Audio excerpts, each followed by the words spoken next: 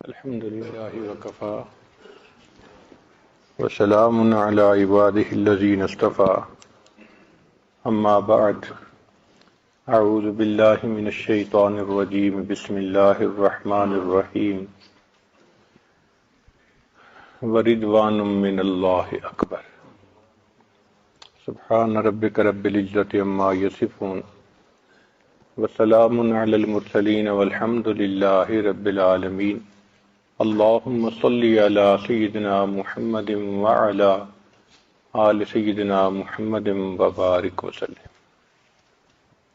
سلوک کی جتنی منزلیں ہیں وہ توبہ سے شروع ہوتی ہیں اور اللہ تعالیٰ کی رضا پہ آ کر مکمل ہوتی ہیں۔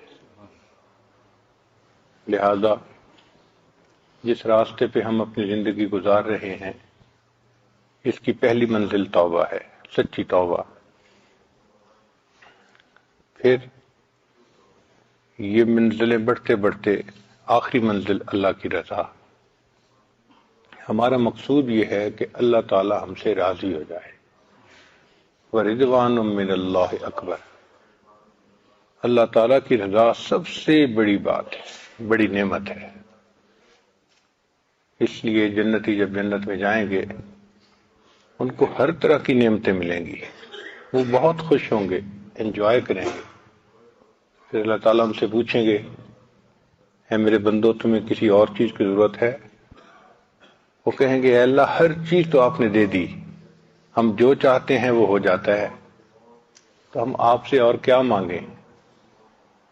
اللہ فرمائیں گے کہ اچھا میں اعلان کرتا ہوں کہ میں تم سے راضی ہو گیا۔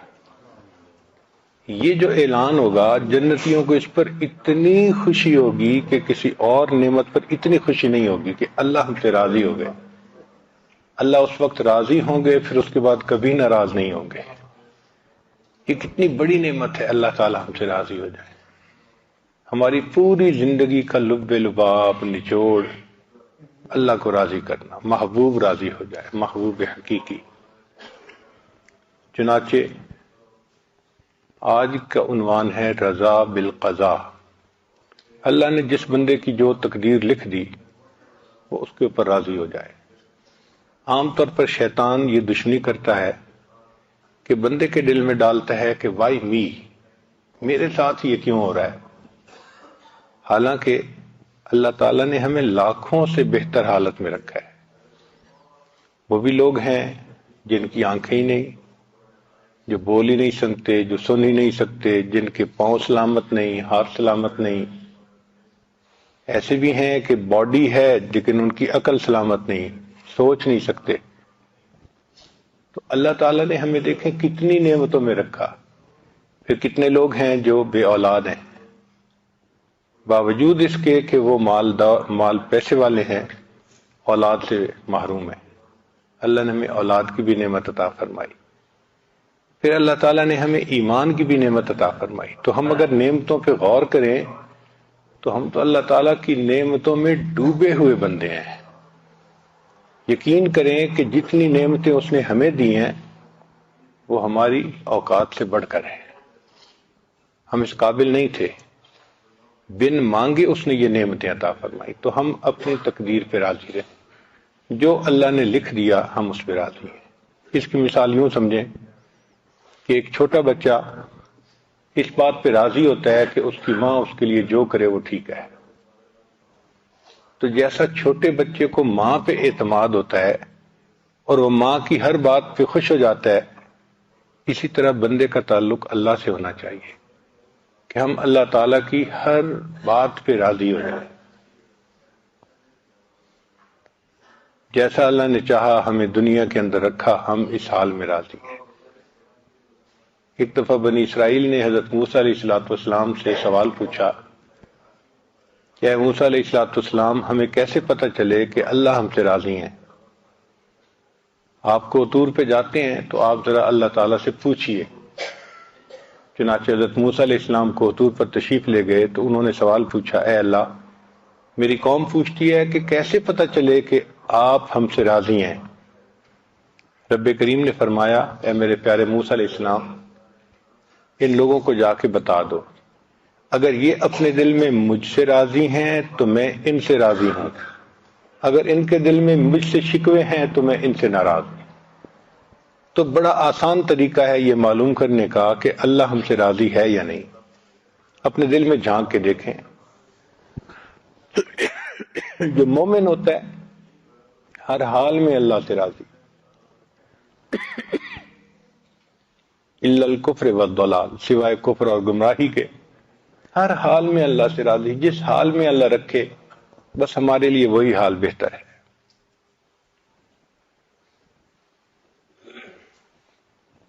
اللہ رب العزت نے ہمیں دنیا میں بھیجا تاکہ ہم اللہ رب العزت کو اپنا رب سمجھیں۔ یوم میثاق میں اللہ نے روحوں کو اکٹھا کر کے وعدہ لیا تھا، الست بربکم، کیا میں تمہارا رب نہیں ہوں؟ سب نے کہا بلا، اے اللہ آپ ہی ہمارے رب ہیں۔ تو جب سب نے عہد کر لیا تو اللہ تعالیٰ نے اس عہد کو آزمانے کے لیے بندوں کو دنیا میں بھیج دیا کہ جاؤ اور میں دیکھتا ہوں کہ دنیا میں تم رب کس کو سمجھتے ہو۔ رب کہتے ہیں پالنے والا۔ ہم دنیا میں آتے ہیں تو ہمارا رب تو اللہ ہے، لیکن اسباب کے اندر ایسا الجھ جاتے ہیں کہ ہم سمجھتے ہیں ہم زراعت سے پل رہے ہیں، ہم دکان سے پل رہے ہیں، ہم تو فیکٹری سے پل رہے ہیں۔ تو ہماری نظر اللہ تعالیٰ سے ہٹ جاتی ہے اور اسباب پہ آ جاتی ہے۔ یہ بہت بڑا دھوکہ ہے۔ ہم فیکٹری سے نہیں پل رہے، اللہ پال رہا ہے۔ ہم نوکری سے نہیں پل رہے، اللہ پال رہا ہے۔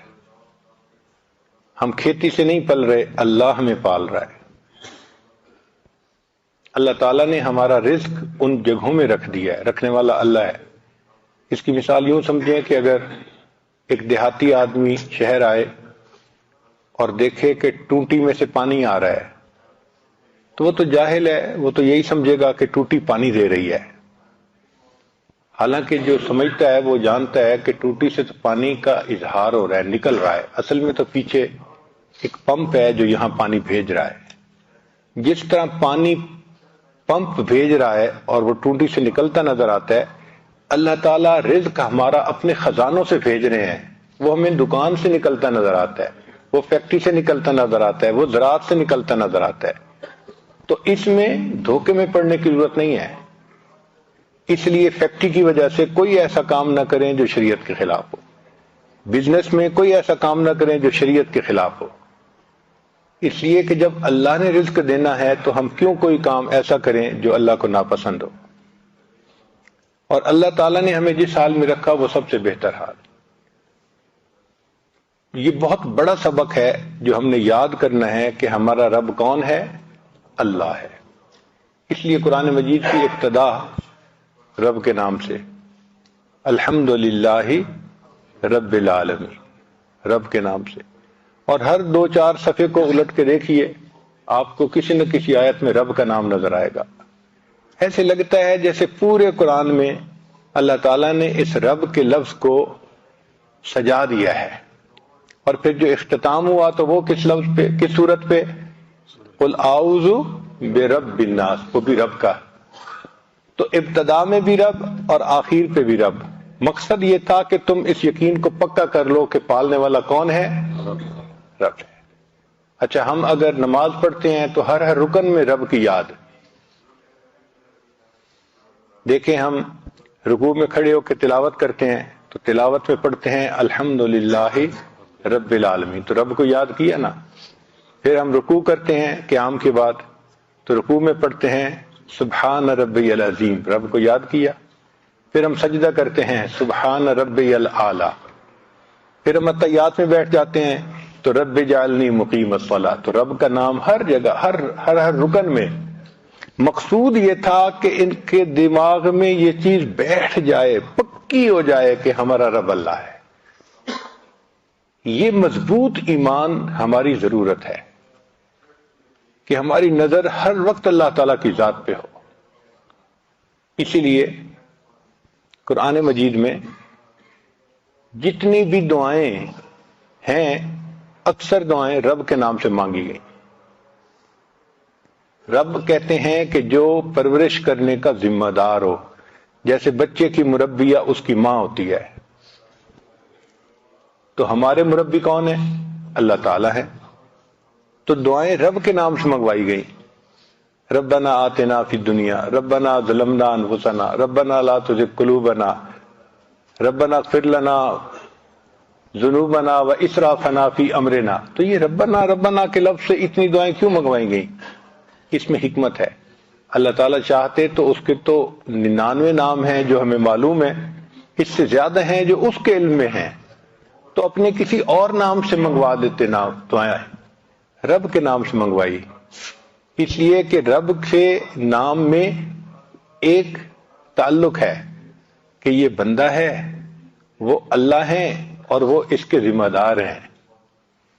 اس لیے اگر کوئی بچہ روئے اور اس کی ماں کا نام ہے فاطمہ اور کہے فاطمہ فاطمہ فاطمہ، اس سے کوئی محبت نہیں اٹھتی، اور وہی بچہ اگر کہہ دینا ماما ماما، بھاگی ہوئی آئے گی اس کی ماں، حالانکہ وہ پکار تو پہلے بھی ماں کو رہا تھا، اب بھی ماں کو رہا تھا، مگر فاطمہ کے نام سے وہ محبت ماں کے دل میں نہیں جاگی جو ماما کے نام سے جاگ رہی ہے، کہ وہ سمجھتی ہے کہ اب اس نے مجھے پکارا، میں ذمہ دار ہوں اس کو پالنے کی، اس کی خبرگیری کرنے کی۔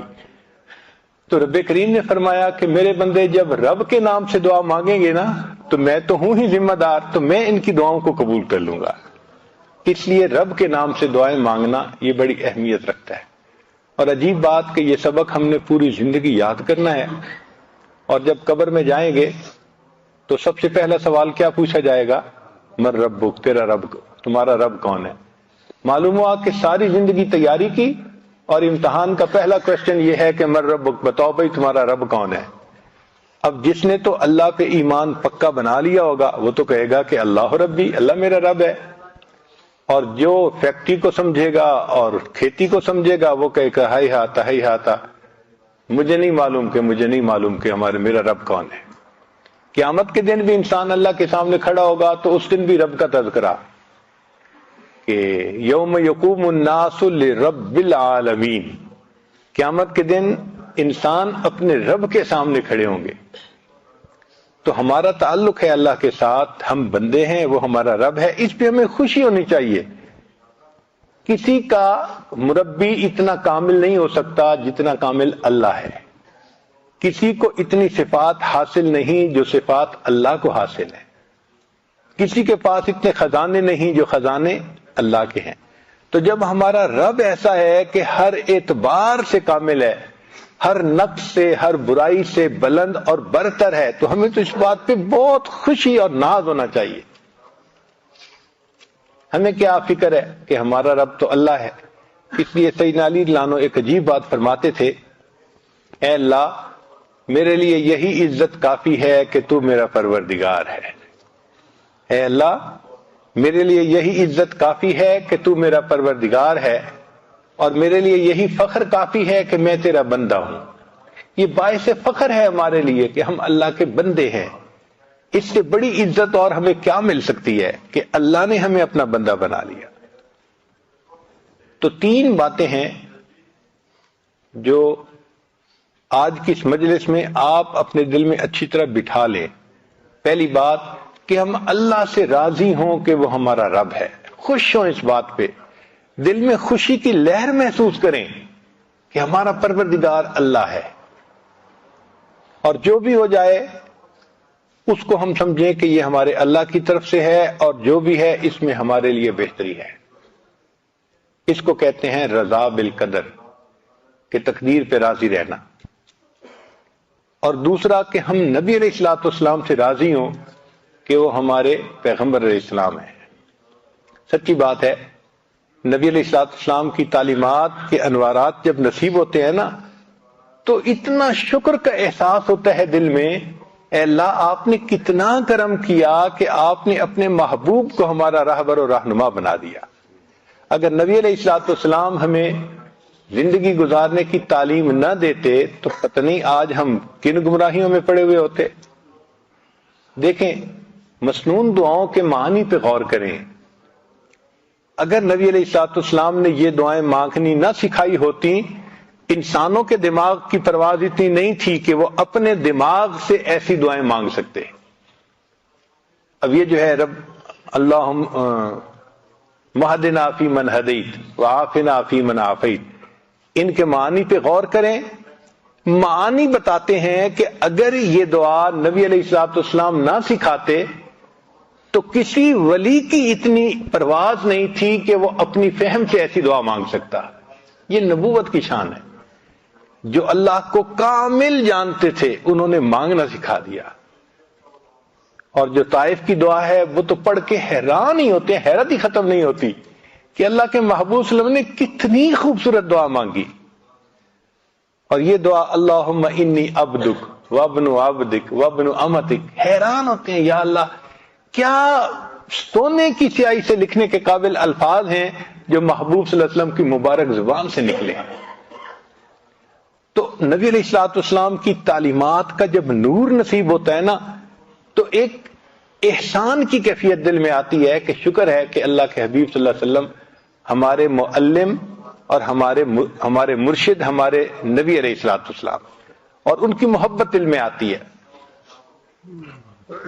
تو ہم نبی علیہ السلام سے راضی ہیں کہ وہ ہمارے نبی ہیں، اور دین اسلام سے ہم راضی ہو جائیں کہ وہ ہمارا دین ہے.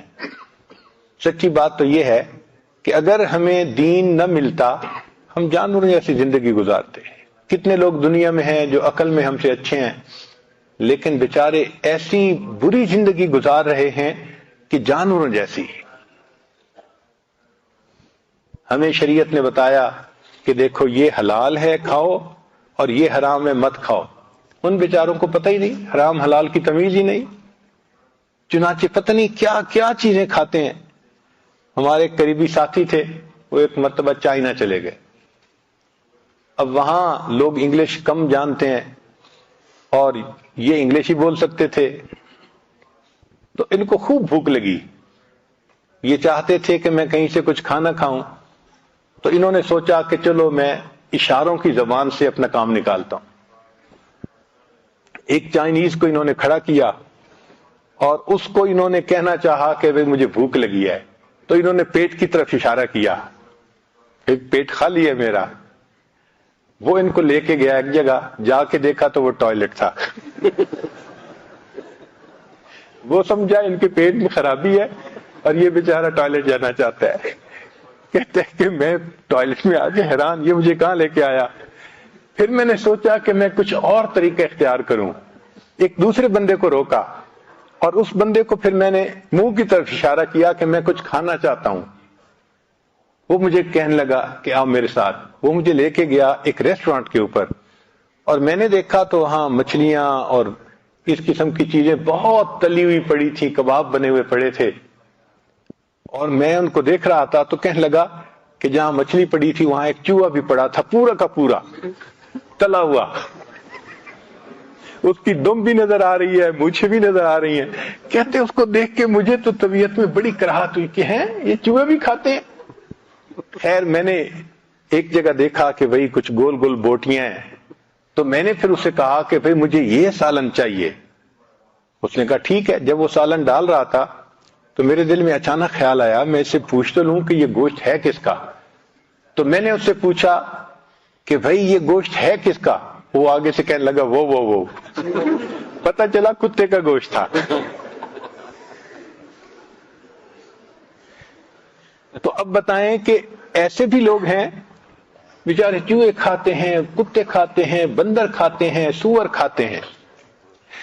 یا اللہ تیرا کتنا ہم پر کرم، ہم تو ساری زندگی سجدے میں پڑے رہے. اللہ ہم آپ کا شکر ادا نہیں کر سکتے کہ آپ نے ہمیں ایسا دین عطا کیا، ایسی نعمت عطا فرمائی کہ بس معلوم کرو اور عمل کرتے چلے جاؤ.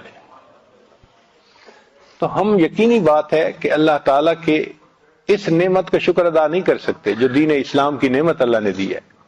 یہ جو ہمارے گھروں میں اولاد ماں باپ کی محبتیں ہیں، یہ محبتیں آپ کو کفر کی زندگی میں نظر نہیں آ سکتی، نہیں ہے. چنانچہ ایک ریاست ہے کنیکٹیکٹ، نیو یارک کے قریب ہے، نیو جرسی نیو یارک کے قریب ہے. وہاں پر ایک مقدمہ چلا جو ٹی وی کی زینت بنا، یعنی اس کو ٹی وی پہ دکھایا گیا پوری پروسیڈنگز کو، چونکہ سب نے دیکھا اس لیے میں بھی نقل کر رہا ہوں۔ مقدمہ کیا تھا؟ ایک ماں نے بیٹے پہ مقدمہ کیا کہ میرا خاوند فوت ہو گیا، یہ میرا جوان بیٹا ہے، میں اس کے ساتھ گھر میں رہتی ہوں، میرا مقدمہ یہ ہے کہ اس میرے بیٹے نے ایک کتا پالا ہوا ہے اور یہ دن میں تقریباً 3-4 گھنٹے اس کتے کے ساتھ گزارتا ہے، اس کو باہر لے کے جاتا ہے، کھانا کھلاتا ہے، اس کا خیال رکھتا ہے، 3-4 گھنٹے روزانہ یہ کتے کے ساتھ گزارتا ہے۔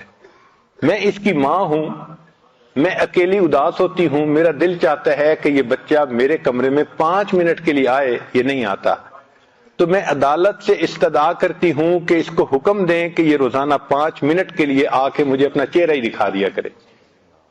ماں نے مقدمہ کیا اور وکیل کیا، بچے نے بھی اس کے مقابلے میں وکیل کیا، اور یہ مقدمہ چلا، دونوں طرف سے دلائل دیے گئے، اور دلائل دینے کے بعد جو مقامی قانون تھا اس کے حساب نے جج نے ججمنٹ دی کہ جی کتا اس لڑکے نے پالا ہوا ہے، کتا اس کی لائبلٹی ہے، 2 گھنٹے لگیں 5 گھنٹے لگیں اس کو لگانے پڑیں گے اس کی ضرورت کو پورا کرنے کے لیے، چونکہ اس کی ذمہ داری ہے۔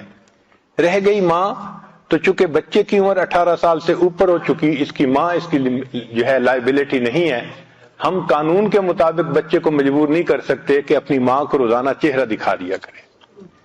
اب بتائیں جہاں ماں باپ اور اولاد کا یہ تعلق ہو وہاں کیا زندگی ہوگی؟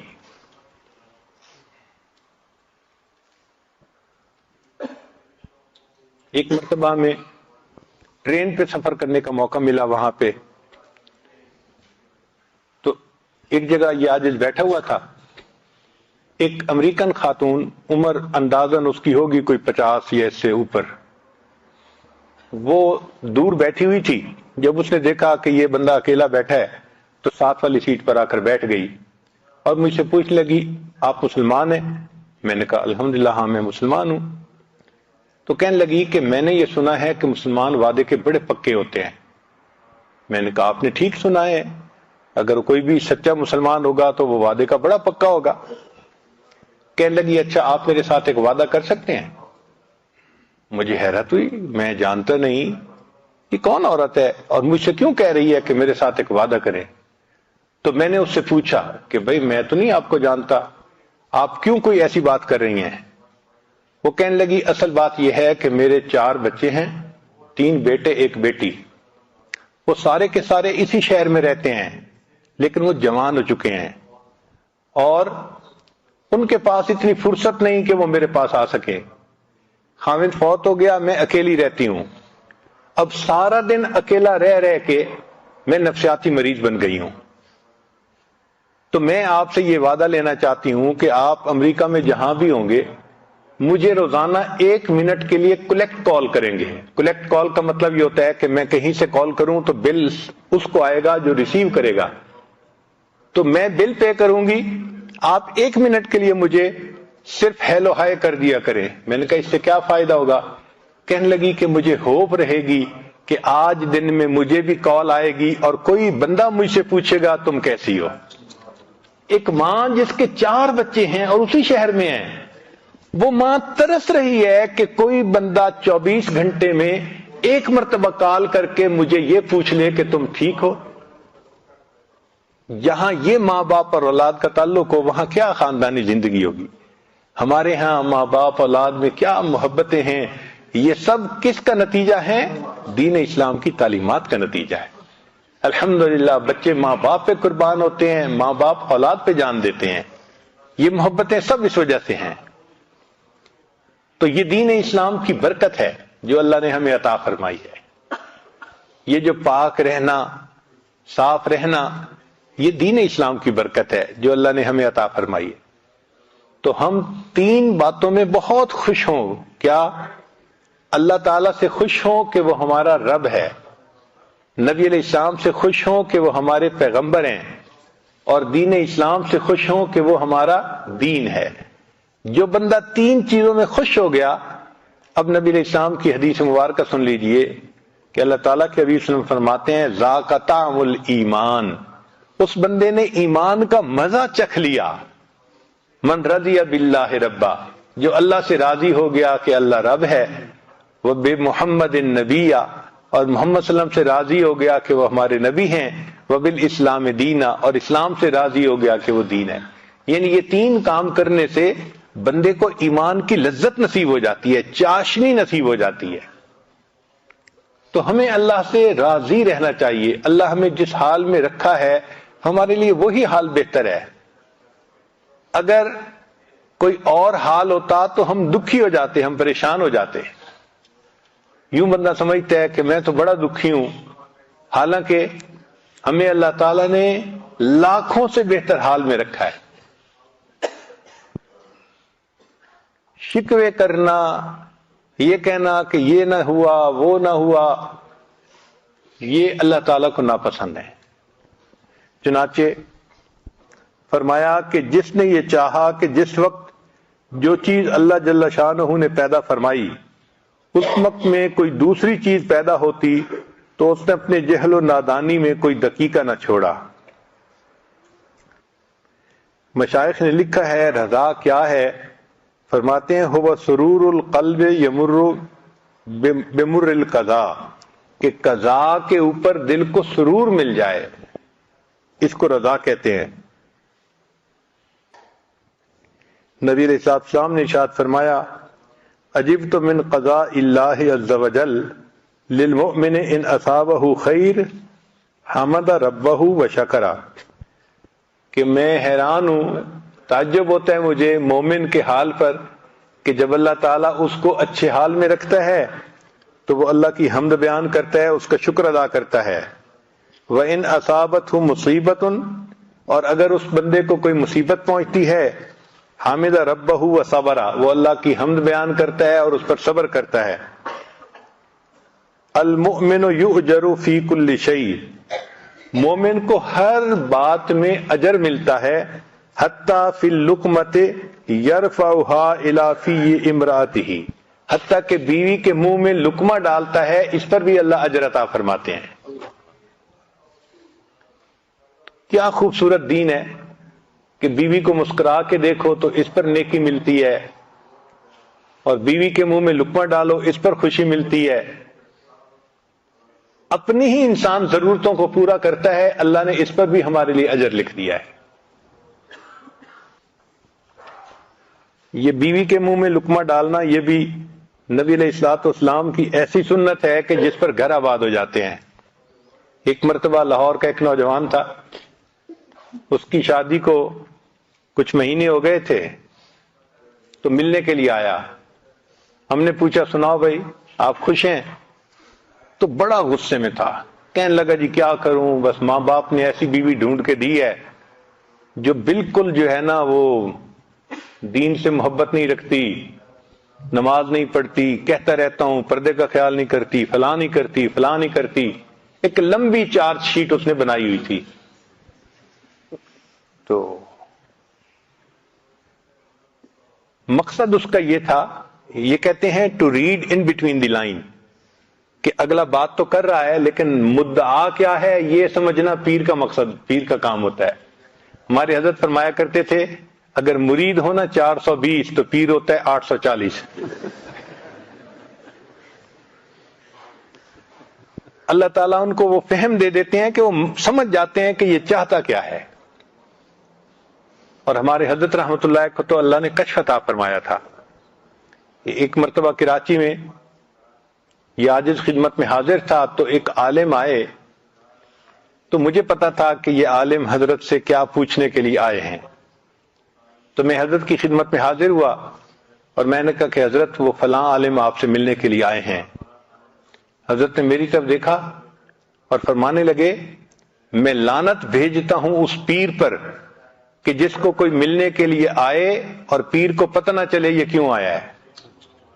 میں لعنت بھیجتا ہوں اس پیر پر کہ ملنے کے لیے کوئی آئے اور اس کو یہ پتہ نہ چلے یہ کیوں ملنے کے لیے آیا ہے.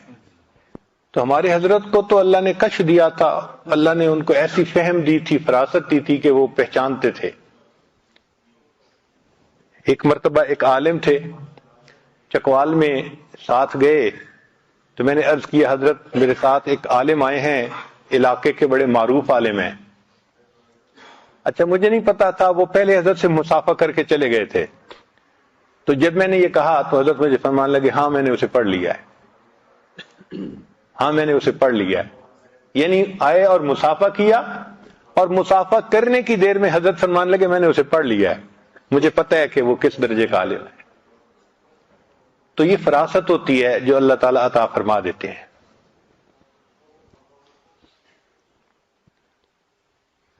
اب اس نوجوان نے آ کے نا جب لمبی چارج شیٹ بیان کی تو مجھے سمجھ لگ گئی کہ یہ کہنا کیا چاہتا ہے۔ وہ اصل میں مجھ سے NOC مانگ رہا تھا کہ حضرت جی کہہ دیں کہ تم اس کی طبیعت ذرا ٹھیک کرو تو میں بیوی کو جو ہے ذرا ٹھیک کر دوں گا۔ خیر جب اس نے اپنی ساری بات کر لی تو میں نے اس سے کہا کہ اچھا مجھے یہ بتاؤ کہ جس وقت شادی ہوئی تھی اس وقت تو آپ بھی اسی حال میں تھے، چونکہ اس کو بیعت ہوئے بھی تھوڑا وقت ہوا تھا۔ شادی کے وقت جیسا لڑکا تھا ویسی لڑکی ماں باپ نے ڈھونڈی تھی۔ کہنے لگے جی ہاں اس وقت تو میری بھی حالت وہی تھی۔ میں نے کہا پھر آپ کیسے بدلے؟ کہ جی میں نے آپ کے بیانات سنے، پھر میں نے بیعت کر لی اور میری زندگی بالکل بدل گئی۔ میں نے کہا کیا یہ موقع آپ کی بیوی کو بھی ملا؟ کہنے لگا نہیں۔ میں نے کہا کسی مجلس میں اس کو بیان سنوایا؟ کہنے لگے نہیں۔ میں نے کہا جب تک وہ یہ بیان نہیں سنے گی تو زندگی کیسے بدلے گی؟ یہ تو قصور اس کا نہیں ہے، یہ تو قصور آپ کا ہے جس نے موقع ہی نہیں دیا۔ تو تھوڑا سا نا وہ سلو ہو گیا کہ بھئی میں جس شد و مد کے ساتھ آیا تھا نا یہاں یہ سلسلہ نہیں چلے گا۔ اچھا خیر میں نے پھر اس کے بعد اس سے ویسے باتیں کی، جنرل باتیں جو ہوتی ہیں نوکری کے بارے میں ادھر ادھر کی، اور پھر اس کے بعد اس کو رخصت کرتے ہوئے میں نے کہا کہ آپ ایسا کریں کہ جب جائیں نا تو جاتے ہوئے راستے سے مٹھائی کا ایک ڈبہ لے لیں۔ اس نے پوچھا جی؟ میں نے کہا وہ جا کے جب گھر میں دسترخوان بچھے نا کھانے کے لیے تو وہ مٹھائی کا ڈبہ بھی اس کے اوپر رکھنا، اور ان میں سے مٹھائی کا ایک ٹکڑا اٹھا کے نا بیوی کے منہ میں ڈالنا۔ وہ مجھ سے پھر پوچھتے جی؟ اس کو سمجھ نہیں آ رہی تھی کہ بھئی یہ مجھے کہہ کیا رہے ہیں۔ وہ تو آیا تھا اس کو سیدھا کرنے کی نیت سے، اور ہم اسے کہہ رہے تھے کہ بیوی کے منہ میں مٹھائی کا۔ تو پھر میں نے اسے کہا کہ بھئی میں فارسی نہیں بول رہا، اردو میں بات کر رہا ہوں، آپ مقصد کو سمجھیں کہ جائیں، اور یہ سنت عمل ہے، اور آپ تو ماشاءاللہ اب بہت سنتوں پہ عمل کرتے ہیں تو اس سنت پہ بھی عمل کریں۔ کہنے لگا جی ٹھیک ہے، وہ چلا گیا۔ اللہ کی شان دیکھیں کہ دوسرے دن بیوی کو لے کے آیا، میری بیوی بیعت ہونے کے لیے آئی ہے۔ میں نے پوچھا کیسے؟ کہنے لگا میں گھر گیا، مٹھائی کا ڈبہ دسترخوان پہ رکھوایا تو بیوی خاموشی سے دیکھتی رہی کہ یہ ہو کیا رہا ہے۔ پھر لقمہ کھاتے کھاتے میں نے ایک گلاب جامن اٹھایا اور بیوی کے منہ کی طرف بڑھایا تو وہ میری طرف دیکھنے لگی کہ کیا کر رہے ہو؟ تو میں نے کہا کہ یہ مجھے حضرت صاحب نے بتایا ہے کہ نبی علیہ السلام کی سنت ہے تو میں اس سنت پہ عمل کر رہا ہوں، تمہارے منہ میں یہ لقمہ۔ کہنے لگے بیوی نے وہ مٹھائی کا ٹکڑا کھا تو لیا، لیکن اس کے بعد وہ سر جھکا کر بیٹھ گئی اور مجھے کہنے لگی کہ اچھا مجھے نبی علیہ السلام کی اور سنتیں بھی سکھاؤ، مجھے نبی علیہ السلام کی اور سنتیں بھی سکھاؤ۔ ایک سنت پر عمل کرنے سے اس بچی نے پردہ بھی شروع کر دیا، نماز بھی شروع کر دی، زندگی کی ترتیب ہی بدل لی اس نے۔ تو محبوب صلی اللہ علیہ وسلم کی ایک سنت میں اتنی طاقت ہے کہ ایک آزاد خیال بچی وہ اپنی زندگی کا رخ ہی بدل لیتی ہے۔ اگر کسی کی بیوی دین کی طرف نہیں آتی تو یہ اس کے خاوند کا قصور ہوتا ہے کہ اس نے دین کو مجسم شکل میں پیش نہیں کیا ہوتا۔ اگر دین کو ہم مجسم شکل میں پیش کرتے تو سب سے زیادہ ہماری قدردان ہماری بیوی ہوتی۔ اور اس کی دلیل کیا ہے کہ نبی علیہ السلام نے جب نبوت کا دعویٰ فرمایا تو سب سے پہلے کون ایمان لے کے آیا؟ عورتوں میں سیدہ خدیجہ کبریٰ رضی اللہ تعالیٰ، جو بیوی تھی جو جتنا قریب رہتی تھی اتنا جلدی وہ ایمان لے کے آئی۔ تو دین میں تو مقناطیسیت ایسی ہے کہ جو اس پر عمل کرے گا اس کی بیوی اس پہ قربان جائے گی۔ مگر ہم ایسا تو نہیں نہ کر سکتے کہ بیوی نیک بن کے رہے اور ہم آزاد بن کے رہیں، یہ نہیں ہو سکتا، ہماری یہ تمنا پوری نہیں ہو سکتی۔ ہم خود نیک بنیں گے تو پھر گھر والے اولاد پھر وہ بھی نیک بنیں گے۔ تو بہرحال ہم اللہ رب العزت سے راضی ہیں کہ وہ ہمارے رب ہیں، نبی علیہ السلام سے راضی ہیں کہ وہ ہمارے پیغمبر ہیں، اور ہم دین اسلام سے راضی ہیں کہ وہ ہمارا دین ہے۔ یہ دین کی باتوں کو بوجھ سمجھنا، بڑی پابندیاں ہیں جی، بڑی پابندیاں ہیں، یہ بہت خطرناک چیز ہے، کبھی ایسا نہ سمجھنا۔ مثلا جیسے فاسق قسم کے لوگ کہہ دیتے ہیں یہ کیا ہے جی، عورتوں پہ اتنی پابندیاں، پردے میں رہو، لپٹے رہو، یہ پابندیاں نہیں ہیں، اس میں راحت ہے، وہ کتنی مصیبتوں سے بچ جاتی ہے۔ اگر وہ عورت بے پردہ پھرتی تو پتہ نہیں اس کو کہاں کہاں سے عزت کا خطرہ ہوتا۔ اب اگر وہ پردے میں ہے تو وہ پرسکون زندگی گزار رہی ہے۔ تو جو شریعت نے پابندیاں لگائی ہیں اس میں ہمارا فائدہ ہے۔ چنانچہ کتابوں میں ایک واقعہ لکھا ہے، ایک آدمی تھا جو امام مسجد بھی تھا، اللہ کی شان کہ وہ فوت ہوا، تو جب اس کو دفن کیا گیا تو اس کا چہرہ قبلے کی طرف کر دیا گیا، جیسے عادت ہے دفن کرنے کے لیے میت کا چہرہ قبلے کی طرف کر دیا جاتا ہے۔ کوئی ایسی وجہ بنی کہ قبر کو کھولنا پڑا، تو جب لوگوں نے قبر کھودی کوئی اپنی چیز ڈھونڈنے کے لیے، تو دیکھا کہ چہرہ قبلے کی طرف سے پھرا ہوا تھا۔ تو ان کو بڑی حیرت ہوئی کہ بھئی ابھی کل کی تو بات ہے، یہ کیسے چہرہ پھر گیا بالکل دوسری طرف۔ تو لوگوں نے تحقیق کی، ان کے گھر والوں سے پوچھا کہ بھئی کون سی وجہ، تو کوئی وجہ نظر نہیں آتی تھی۔ ایک اللہ والے تھے، وہ سمجھ گئے کہ کوئی اندر کا مسئلہ ہے اور سیریس مسئلہ ہے۔ تو انہوں نے اس کی بیوی سے پوچھا کہ بھئی آپ بتائیں دین کے بارے میں ان کا معاملہ کیا تھا؟ تو بیوی نے کہا کہ جی دین کے کاموں پہ عمل تو کرتے تھے، لیکن کبھی کبھی مجھے کہتے تھے کہ یہ جو سردی کے موسم میں ہم میاں بیوی ملتے ہیں نا، اور اس کے بعد غسل فرض ہے، دین میں یہ بہت سختی کی چیز ہے، یعنی میاں بیوی کے ملنے کے بعد غسل کا کرنا ان کو بوجھ نظر آتا تھا۔ دین کا حکم بوجھ نظر آنے کی وجہ سے اللہ نے قبلے سے چہرہ ہی ہٹا دیا۔ تو ہم دین کے احکام کو بوجھ نہ سمجھیں، اللہ کی رحمت سمجھیں کہ اللہ نے ہم پر رحمت فرما دی، ہمیں یہ نعمت عطا فرما دی۔ تو تین باتیں، اللہ سے راضی ہوں کہ وہ ہمارا رب ہے، نبی علیہ السلام سے راضی ہوں کہ وہ ہمارے پیغمبر ہیں، اور دین اسلام سے راضی ہوں کہ وہ ہمارا دین ہے۔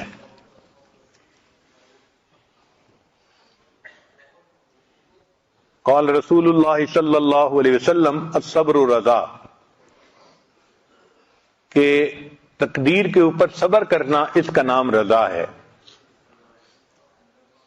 نبی علیہ السلام نے ارشاد فرمایا الرضا غنیمتی، کہ رضا میری غنیمت ہے۔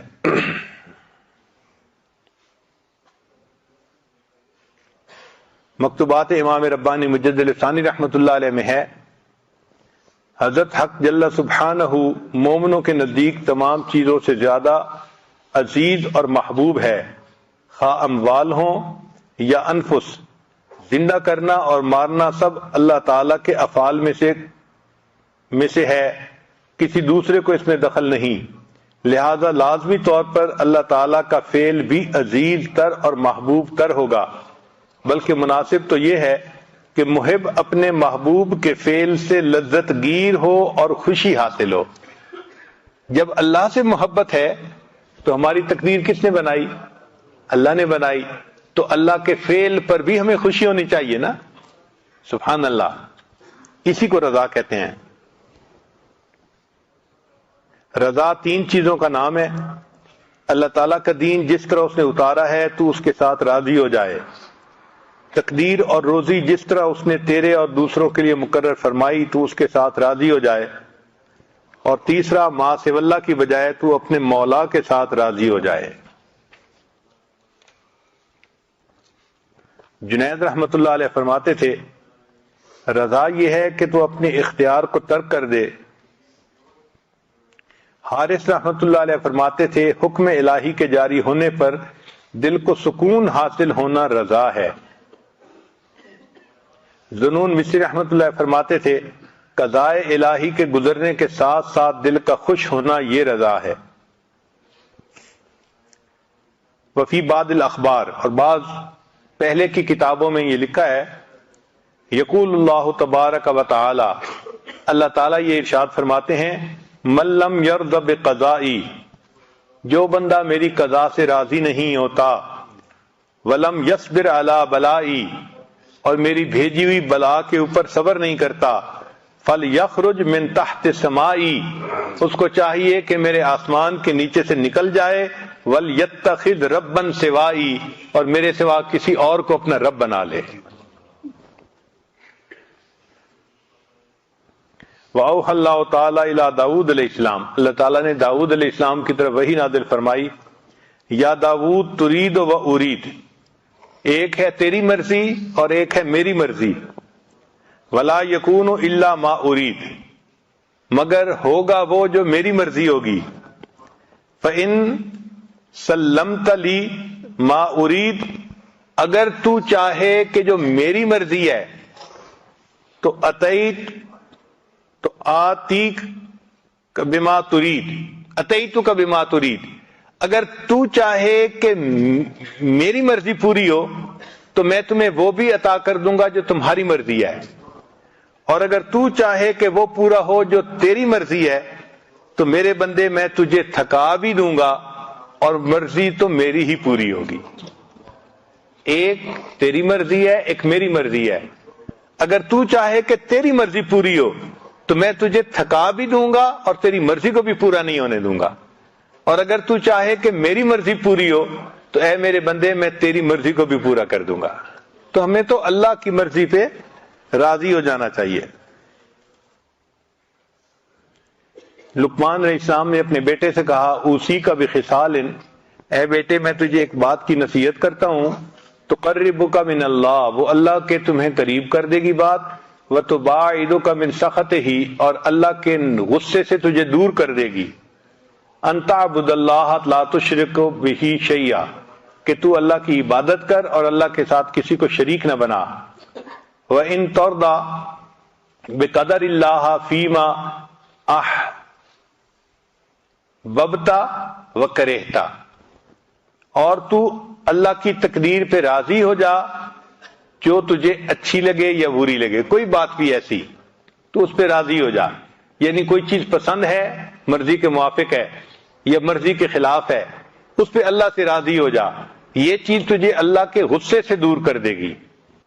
عمر بن الخطاب رضی اللہ عنہ نے ابو موسیٰ اشعری رضی اللہ عنہ کو خط لکھا، اس میں فرمایا، اما بعد فإن الخیر کلہ فی الرضا، خیر ساری کی ساری اللہ کی رضا میں ہے، فإن استطعت ان ترضى وإلا فاصبر، تجھے چاہیے کہ تو اللہ سے راضی ہو جائے ورنہ تو تقدیر کے اوپر صبر کر۔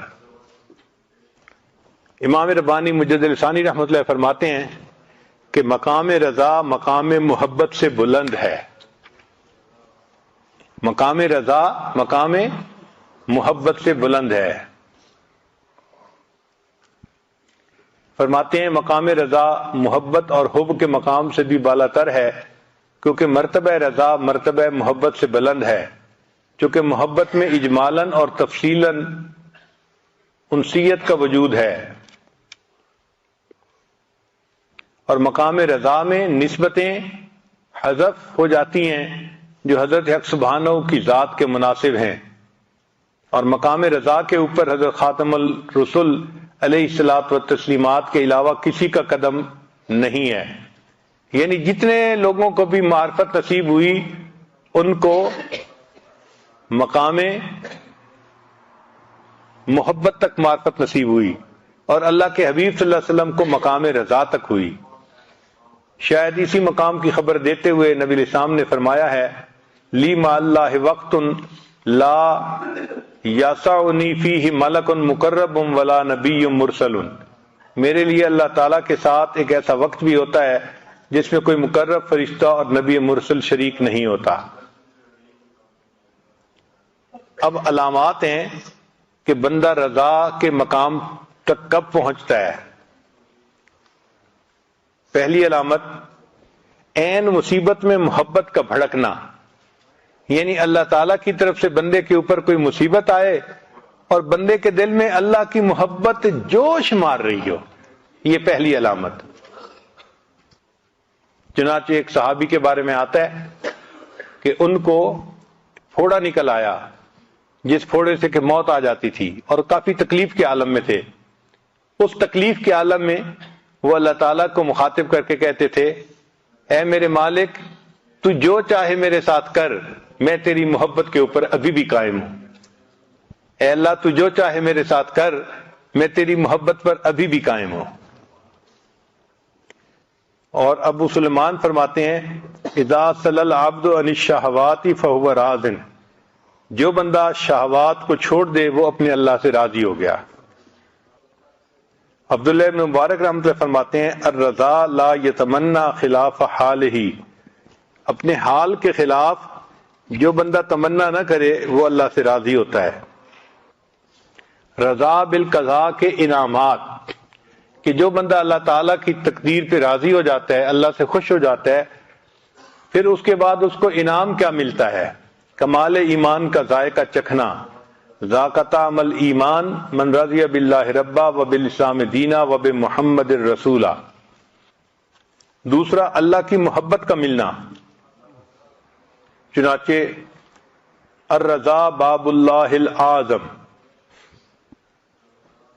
و جنت الدنیا، یعنی جو انسان اللہ پہ راضی ہو جاتا ہے اس کو گویا دنیا کی جنت نصیب ہو جاتی ہے، ایسا سکون مل جاتا ہے اس کے دل میں، پھر ایسے بندے کو جنت کی بشارت ملتی ہے۔ یا ایتھا النفس المطمئنہ ارجعی الی ربک راضیۃ مرضیہ فادخلی فی عبادی وادخلی جنتی۔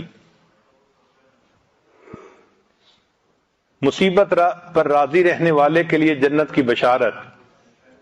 اس پر ابو موسیٰ اشعری رضی اللہ عنہ کی ایک حدیث ہے جو انہوں نے نقل کی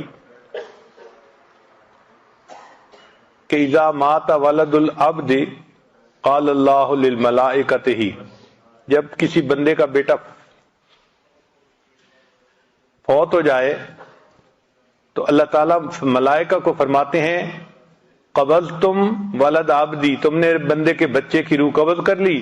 فیقولون نعم، ملائکہ کہتے ہیں جی ہاں۔ فیقول، اللہ فرماتے ہیں، قبضتم ثمرۃ فؤادہ، تم نے اس کے دل کے پھل کو توڑ لیا؟ فیقولون نعم، وہ کہتے ہیں ہاں۔ فیقول، اللہ فرماتے ہیں، ماذا قال عبدی، بندے نے کیا کہا؟ فیقولون، فرشتے کہتے ہیں، حمدک، کہ اس بندے نے آپ کی حمد بیان کی، واسترجع، اور اس نے انا للہ پڑھی۔ فیقول اللہ، اللہ تعالیٰ فرماتے ہیں، ابنوا لعبدی بیتا فی الجنۃ وسموہ بیت الحمد، اس بندے کے لیے جنت میں محل تیار کر دو اور اس محل کا نام بیت الحمد رکھ دو۔ سبحان اللہ، اللہ کی رضا پہ راضی رہنے کی کیا نعمت ہے، اللہ جنت میں محل تعمیر کروا دیتے ہیں۔ پھر ایسے بندے کو اللہ تعالیٰ برکتیں عطا فرماتے ہیں اور غنی کر دیتے ہیں۔ فمن رضی بما قسم اللہ لہ، جو راضی ہو گیا جو اللہ نے اس کے لیے رزق کو تقسیم کیا، یعنی تقدیر میں لکھا، بارک اللہ لہ فیہ ووسعہ، اللہ تعالیٰ اس کے لیے برکت ڈال دیتے ہیں اور اس کو فراخی عطا فرما دیتے ہیں۔ پھر جو بندہ اللہ سے راضی ہوتا ہے، اسرع الناس مرن علی الصراط، پل صراط سے جو لوگ گزریں گے ان میں سب سے زیادہ تیز رفتاری کے ساتھ وہ بندہ گزرے گا جو اللہ کی رضا پہ راضی رہے گا۔ پھر جلساء الرحمن یوم القیامہ، کہ جو بندے اللہ سے راضی ہوں گے وہ قیامت کے دن اللہ تعالیٰ کے ہم جلیس ہوں گے، مجلس میں بیٹھنے کی ان کو سعادت نصیب ہوگی اور اللہ کی ان کو رضا حاصل ہوگی اور ان کو افضل درجات حاصل ہوں گے جنت میں۔ پھر ان کو اجر عظیم حاصل ہوگا، جو اللہ سے راضی ہوتے ہیں ان کو اللہ تعالیٰ اجر عظیم عطا فرماتے ہیں۔ اور ایک حدیث مبارکہ ہے، وہب بن منبہ رحمۃ اللہ علیہ نقل کرتے ہیں کہ داؤد علیہ السلام کو اللہ نے وحی نازل فرمائی کہ قال داؤد علیہ السلام، داؤد علیہ السلام نے پوچھا، رب ایو عبادک ابغض الیک، اے اللہ بندوں میں سے کون سا بندہ آپ کو سب سے زیادہ ناپسند ہے؟ قال وہ بندہ جو میری تقدیر پہ راضی نہیں رہتا، وہ مجھے اپنے بندوں میں سب سے زیادہ ناپسند بندہ ہے۔ جو شخص کے قضاء سے جنگ کرتا ہے وہ ذلیل ہوتا ہے، اللہ اسے ذلت عطا فرماتے ہیں۔ تو اللہ تعالیٰ کے ہر کام میں خیر ہوتی ہے، بندے کو چاہیے کہ اللہ کے ہر کام میں راضی رہے۔ یہ اسرائیلیات میں ایک واقعہ ہے کہ ایک عابد تھا بنی اسرائیل کا، اس نے دعا مانگی کہ یا اللہ میں نے اتنے سال آپ کی عبادت کی، اب آپ مجھے یہ بتا دیجئے کہ جنت میں مجھے کون سی بیوی ملے گی۔ تو اسے خواب میں بتا دیا گیا کہ فلاں جگہ جاؤ تو بکریوں کو چرانے والی ایک عورت ہے، وہ تمہاری جنت میں بیوی ہوگی۔ چنانچہ وہ بندہ گیا تو اس کو اس جگہ پر ایک عورت مل گئی۔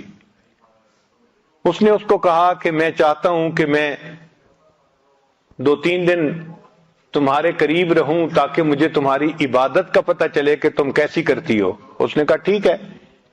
چنانچہ یہ وہاں رہا۔ اس نے دیکھا کہ نہ وہ دن میں روزہ رکھتی تھی اور نہ وہ رات کو لمبی تہجد پڑھتی تھی، جبکہ یہ بندہ صائم الدہر تھا اور قائم اللیل تھا، ساری رات عبادت کرتا تھا، سارا دن روزہ رکھتا تھا۔ تو جب 2-3 دن اس نے دیکھا کہ بھئی اس کی تو عبادت کچھ بھی نہیں ہے میرے مقابلے میں، اس کو بڑی حیرت ہوئی کہ بھئی اتنی میں عبادت کرتا ہوں اور سالوں سے کر رہا ہوں، اور میرے درجے میں یہ عورت پہنچے گی اور میری بیوی بنے گی کہ جو ساری رات آرام سے سوتی ہے اور سارا دن جو ہے اپنا کام میں لگی رہتی ہے اور روزہ بھی نہیں رکھتی سوائے فرض روزوں کے۔ تو اس نے پھر اس سے تیسرے دن پوچھ لیا کہ تیرا کون سا عمل ہے جو اللہ کو پسند آیا، جس کی وجہ سے اللہ نے تیرے رتبے جنت میں بلند فرما دیے؟ اس عورت نے کہا کہ میں زیادہ عبادت نہیں کرتی، ایک عام زندگی گزارتی ہوں، بس اتنی بات ہے کہ میں اپنے اللہ سے اس سے راضی ہوں، اس نے جو میری تقدیر بنا دی میں اپنے رب سے راضی ہوں۔ تو اس نے کہا کہ ہاں تیرا یہ عمل ہے جس کی وجہ سے اللہ نے جنت میں تیرے درجوں کو بلند کر دیا۔ تو عبادت کیے بغیر جنت میں درجے بلند ہوں گے اس عمل پر کہ انسان اللہ سے راضی ہے۔ تو آج کی مجلس میں ہم نے یہ سبق سیکھا کہ ہم اپنی تقدیر پہ راضی ہوں، اور یہ صرف زبان کے الفاظ نہ ہوں، یہ دل کی کیفیت ہو، دل میں خوشی ہو کہ اللہ ہمارے رب ہیں، نبی علیہ السلام ہمارے پیغمبر اسلام ہے، اور دین اسلام ہمارا دین ہے، اور اللہ نے ہمیں جس حال میں رکھا ہوا ہے یہ بہترین حال ہے۔ جو لکھ دیا ہم اپنے مالک پہ راضی ہیں، ہم اپنے محبوب پہ راضی ہیں۔ جیسے امام ربانی مجدد صاحب نے ہم نے فرمایا کہ جب محبوب سے محبت ہوتی ہے تو جو کام محبوب کرے اس سے بھی محبت ہوتی ہے۔ تو اللہ نے ہماری تقدیر بنائی، ہم اس پہ بھی خوش ہیں کہ اللہ نے ہماری تقدیر جیسے بنائی۔ اللہ تعالی ہمیں مقام رضا عطا فرمائے۔ وآخر دعوانا ان الحمد للہ رب العالمین۔